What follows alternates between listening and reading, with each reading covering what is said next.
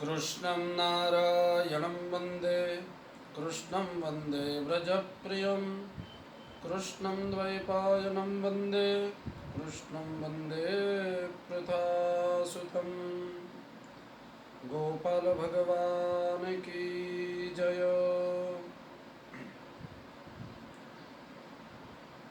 आप सभी श्रोताओं को जय श्री कृष्ण, जय गोपाल। अधिक मास का पावन पर्व चल रहा है।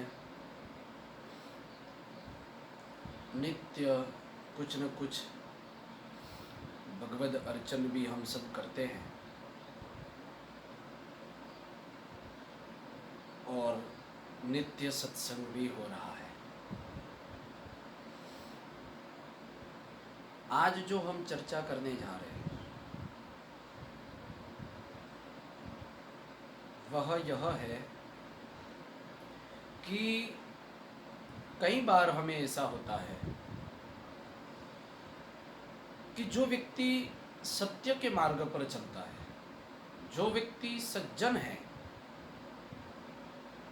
फिर भी उसको इतना कष्ट क्यों झेलना पड़ता है? उसको लोग दुखी क्यों करते हैं? उसको परेशान क्यों करते हैं?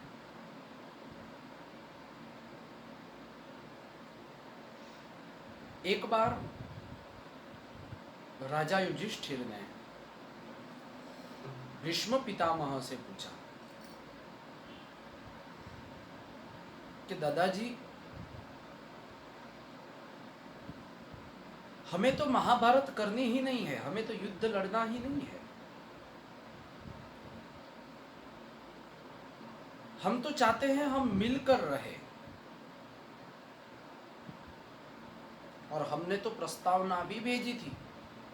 कृष्ण ने जाकर दुर्योधन से कहा भी था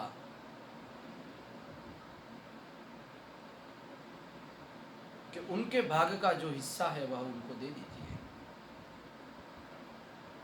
दुर्योधन ने मना कहा कि जो भी तूने अनीति से उनका ले लिया है, यानी जुगार के अंदर जो भी हार गए हैं, वो तो वापिस दे दे। कहा कि यह भी नहीं दूंगा।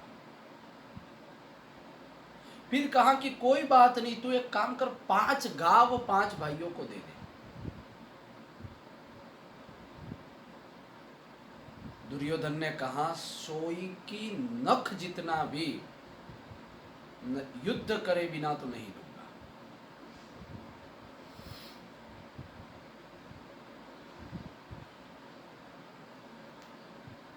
तो युधिष्ठिर ने भीष्म पितामह से कहा कि हम सत्य के मार्ग पर चल रहे हैं, हमें युद्ध नहीं करना है, फिर भी इतना कष्ट क्यों झेलना पड़ता है? और वो भी अपने ही लोग इतना कष्ट दे रहे।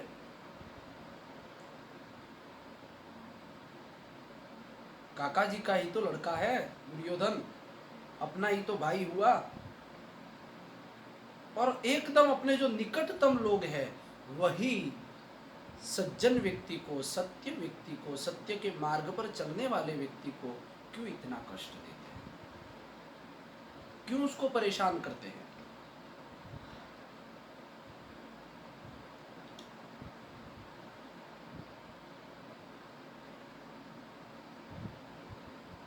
तो भीष्म पितामह ने कहा कि आप समझते हो कि मैं सज्जन हूं, मैं सत्य के मार्ग पर चल रहा हूं, मैंने कभी किसी का गलत नहीं किया है, फिर भी मेरे साथ ऐसा क्यों हो रहा है?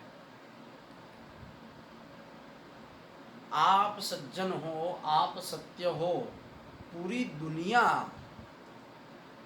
और सब व्यक्ति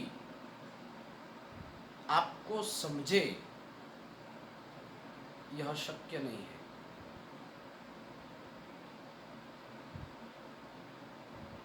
सब आपको सत्य समझे, ये शक्य है ही नहीं।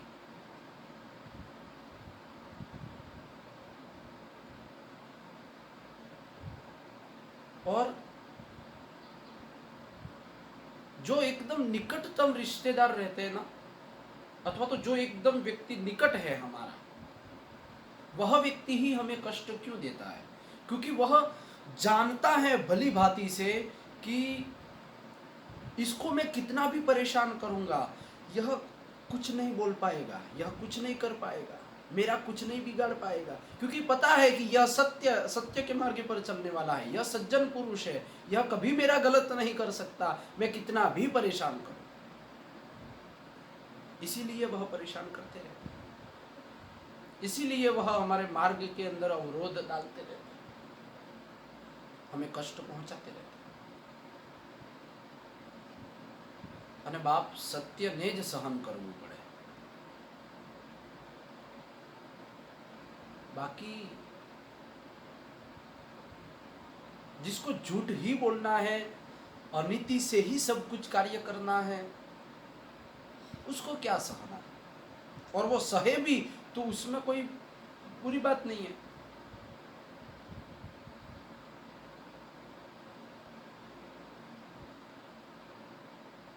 सहन सत्य को ही करना पड़ता है।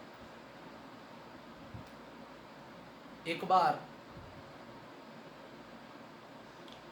दो पत्थर थे, एक पत्थर को लोग पूजा करते थे, मूर्ति बनाकर उसकी पूजा करते थे, और एक पत्थर उसी मंदिर के बाहर जिस पर श्रीफल फोड़ा जाता था। तो श्रीफल वाले पत्थर ने अंदर मूर्ति वाले पत्थर से कहा कि तू भी पत्थर है, मैं भी पत्थर हूं, फिर भी लोग तेरी पूजा करते हैं और मेरे ऊपर श्रीफल फोड़ते हैं, क्यों? मूर्ति ने जवाब दिया है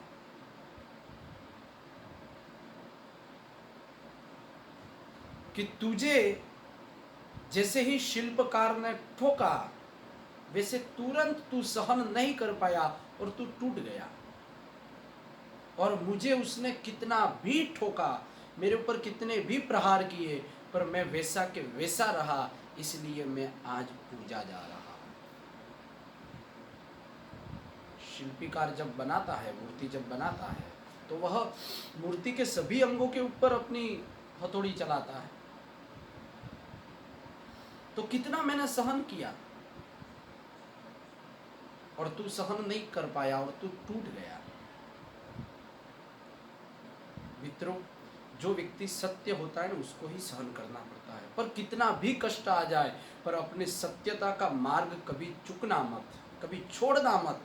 और अगर नहीं छोड़ोगे तो जैसे मूर्ति पूजी जाती है पत्थर की, वैसे आप भी पूजे जाओगे। पत्थर को अगर सहन करना पड़ता हो अपनी महानता बढ़ाने के लिए, तो हम तो मनुष्य हैं, हमें तो सहन करना ही पड़ेगा। तो आप सभी आज के सत्संग से यही बात सीखें कि हम सज्जनता के, सत्यता के मार्ग पर चले, कितने भी कष्ट आए, हमें विश्वास श्री हरि पर, गोपाल जी पर होना चाहिए। हम कभी भी सत्य का मार्ग को चुके नहीं, कितना भी कष्ट आ जाए, और एक ना एक दिन ऐसा आएगा कि हमारी भी महानता चमकेगी। आप सभी को जय श्री कृष्ण, जय गोपाल।